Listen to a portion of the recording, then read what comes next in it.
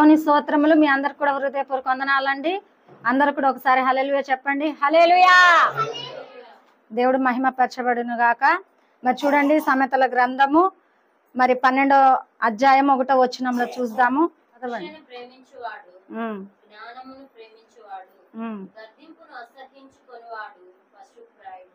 చూడండి, శిక్షను ప్రేమించేవాడు జ్ఞానమును ప్రేమిస్తాడు అంటండి. అంటే ఎటువంటి శిక్ష, ఎటువంటి శిక్షణ మనము ప్రేమించాలండి. చూడండి, శ్రమ కలుగుతున్నప్పుడు మనం ప్రేమించము కదా. మేలు కలిగినప్పుడు మాత్రమే మనము ప్రేమిస్తాము, ఆరాధిస్తాం, దేవుణ్ణి మహిమపరుస్తాం. దేవుడేమన్నాడు? శిక్షను ప్రేమించేవాడు జ్ఞానాన్ని ప్రేమిస్తాడంటే ఈ దినం ఎంతో మందికి జ్ఞానము కొదువై ఉంటది కదా. చదువుకునే పిల్లలకి మరి ఎగ్జామ్స్ టైంలోనే జ్ఞానం కొదువై ఉంటదండి వాళ్ళకి. దేవుని స్తోత్రం. ఎందుకు కొదువై ఉంటదంటే ఈ సంవత్సరం మొత్తం కూడా చదివినది ఏం చేస్తారు వాళ్ళు? ఎక్కడో మరి మర్చిపోతారు కదా. మరి మర్చిపోతారు, రాస్తుంటారు, చదువుతుంటారు. అయినప్పటికీ కూడా మరి ఏం చేస్తారు? ఎగ్జామ్స్ టైంలో టెన్షన్ పడతారు, భయము వారిలో కలుగుతుంది. అమ్మో, నేను ఎలా ఎగ్జామ్స్ రాస్తానా, నేను ఎలా రాస్తానా, ఎలా పాస్ అవుతానా అని చెప్పేసి మరి భయపడుతుంటారు. క్రైస్తవులు అనబడిన వారు మనము శ్రమను లేకపోతే మనము ప్రేమిస్తున్నామా? గద్దింపును మనము ప్రేమిస్తున్నామా? శిక్షని మనము ప్రేమిస్తున్నామా? ఎట్టి విధమైన ప్రేమ మనకు మరి దేవుడు అనుగ్రహిస్తున్నాడు. దేవునికి స్తోత్రం. మరి శిక్షను ఎంతమంది అయితే ప్రేమిస్తారో జ్ఞానాన్ని కూడా ప్రేమిస్తారండి. శిక్షలు కలుగుతున్నాయి, నిందలు కలుగుతున్నాయి, అవమానాలు కలుగుతున్నాయి అని మనకు తెలిసినప్పుడు ఏమవుతుంది? మనము అత్యధికంగా దేవుడు మనల్ని హెచ్చిస్తున్నాడు. హల్లెలూయా. ఒక కీడు నీ మీదకి వస్తే అదేమవుతుందండి? 7 త్రోవల నుండి దానిని దేవుడు తొలగిస్తానన్నాడు. ఒక్క దారిలోనే ఒక కీడు వస్తుంది, ఏదో ఒక సమస్య అన్నది వస్తుంది. నీ బిడ్డలకు జ్వరం రావచ్చు, లేదా నీ భర్తకి ఏదైనా సమస్య రావచ్చు, ఉద్యోగ విషయంలో సమస్య రావచ్చు, మరి వాహనాల విషయంలో సమస్య రావచ్చు, పని విషయంలో సమస్య రావచ్చు. అయినప్పటికీ కూడా నువ్వు దాన్ని ధైర్యము కలిగి ప్రార్థన చేసినప్పుడు జ్ఞానాన్ని ప్రేమిస్తున్నట్లుగా, అంటే దేవుని చిత్తమును ప్రేమిస్తున్నట్లు. హల్లెలూయా. దేవుని చిత్తమును ప్రేమిస్తున్నట్లు అని చెప్పేసి దేవుడు మరి లేఖనాల్లో తెలియపరుస్తుంది. ఎంతమంది మరి శిక్షను ప్రేమిస్తున్నామండి? ఎంతమంది శిక్షను ప్రేమిస్తున్నాం? ఈ రోజు నిజంగా దేవుడు మాట్లాడుతున్నాడు. ఏమని మాట్లాడుతున్నారు? శిక్షని ఎంతమంది ప్రేమిస్తున్నారు? నిజంగా మీరు కష్టం వచ్చినప్పుడు, శ్రమ వచ్చినప్పుడు మరి నిజంగా ఇష్టపడుతున్నారా? ఇష్టపడమండి.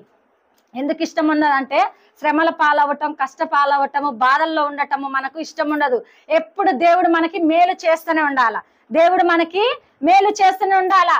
మరి చూడండి, ఏబు పట్ల ఎంత కీడు జరిగిందండి, ఎంత కీడు జరిగింది. ఆస్తులన్నీ కోల్పోయి ఉన్నాడు, తన బిడల్ని కోల్పోయి ఉన్నాడు, సమస్తమును కూడా కోల్పోయినప్పుడు కూడా తన నోటి నుండి తను ఏం చేస్తాడు? దేవుణ్ణి మహిమపరిచాడు. హల్లెలూయా. దేవుణ్ణి తను మహిమపరిచాడు, కానీ దేవుణ్ణి ఎక్కడ దూషించలేదండి కదా. మరి తన ఏబు భార్య ఏమంటుంది? నీ దేవుడు నీకేం చేశాడు, ఏ మేలు చేశాడు? మరి దేవుణ్ణి దూషించి ఎక్కడన్నా పడి చచ్చిపో అని చెప్పేసి అన్నది. మరి నిజంగా అటువంటి సమస్యల్లో, కష్టాల్లో ఉంటే ఒకవేళ నీ భర్త ఆ మాట అనొచ్చు, లేదా నీ భార్య ఆ మాట అనొచ్చు, కానీ నువ్వు ధైర్యం ఇడవక ప్రార్థన చేసినప్పుడు దేవుడు ఏం చేస్తాడండి? అధికంగా నిన్ను ఆశీర్వదిస్తాడు. అదే అంటున్నాడండి, శ్రమను, కష్టమును, శిక్షను ప్రేమించువాడు తన్ను తానే ప్రేమించుకుందరు. హల్లెలూయా. చూడండి, మరి సామెతల గ్రంథము 12వ అధ్యాయం 7వ వచనంలో కూడా మరి దేవుడు ఏం మాట్లాడుతున్నాడు?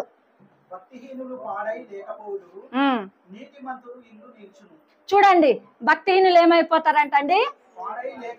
పాడైపోయి లేకపోదురు కదా. నీతిమంతులు ఇల్లు నిలుచును అంటున్నాడు. హల్లెలూయా.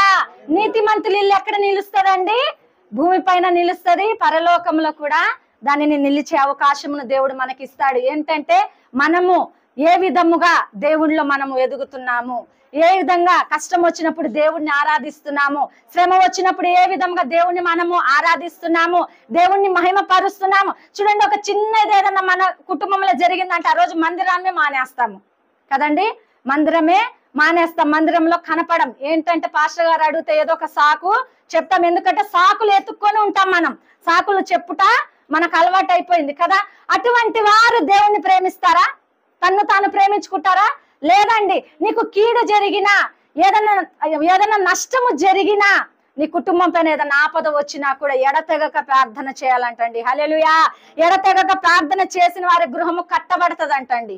కట్టబడుతుంది కదా. నీతిమంతుల గృహము కట్టబడుతుంది అంటున్నాడు కదా. నిలిచి ఉండును అంటే కట్టబడుతుంది.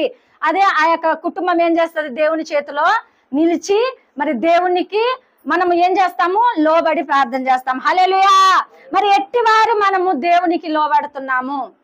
మనము దేవునికి లోబడుతున్నాము. మరి దేవుడి మధ్యాహ్న కాల సమయంలో మనతో మాట్లాడుతున్నాడండి. ఎట్టి విధముగా నీ కుటుంబాన్ని నువ్వు కట్టుకుంటున్నావు, ఎట్టి విధంగా శిక్షకు నువ్వు లోబడుతున్నావు, ఎట్టి విధంగా నా ప్రేమను చాటిస్తున్నావు అని చెప్పేసి దేవుడు మాట్లాడుతున్నాడు. చూడండి, మరి అదే సామెతల గ్రంథము మరి 12:4 కూడా చూడండి. యోగ్యురాలు తన పెనిమిటికి కిరీటము.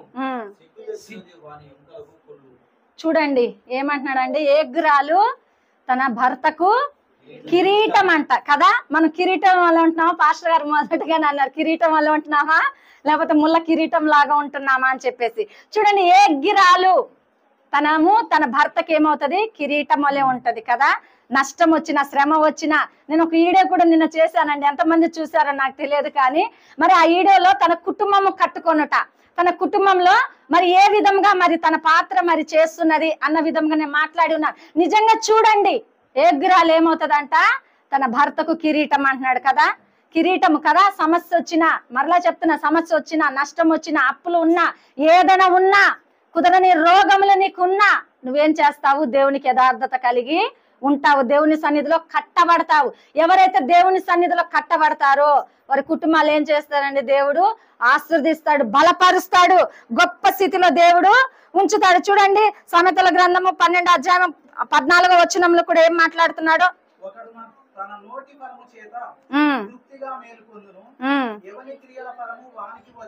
హల్లెలూయా.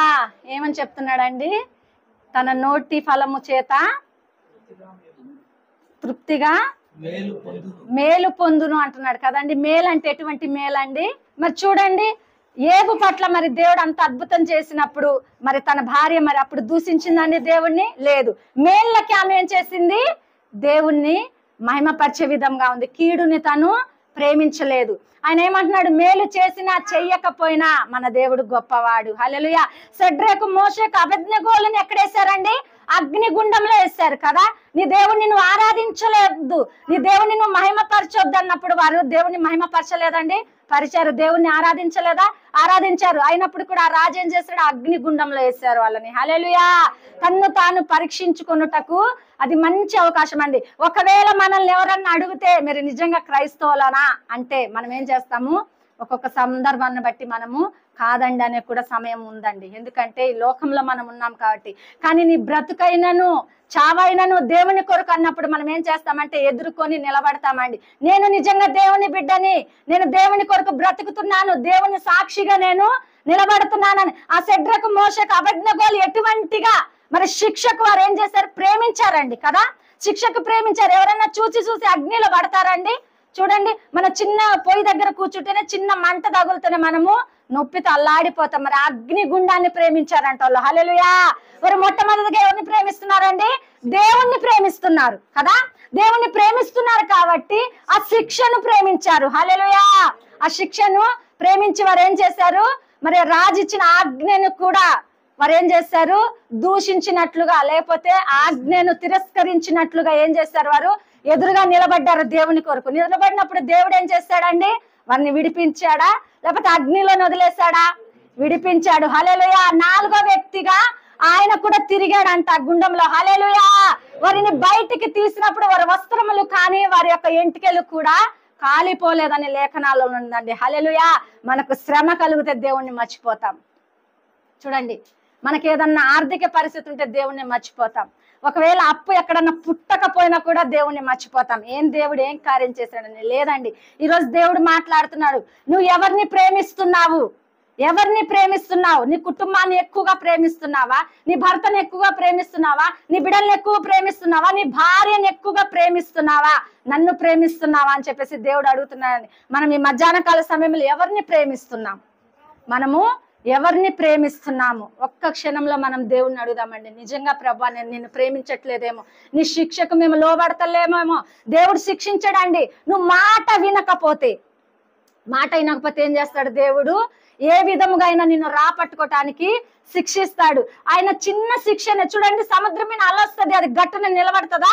నిలబడదు. ఏ విధముగా అయితే అది అలా బయటకు వస్తుందో అదే విధంగా లోపలికి వెళ్ళిపోతుంది.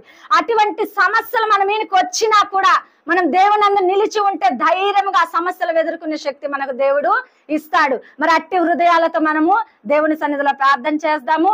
మరి అనేకమైన సమస్యలను కూడా ఎదుర్కొనే శక్తి దేవుడు మనకు ఇచ్చునుగాక. ఈ యొక్క వాక్యం దేవుడు దీవించునుగాక.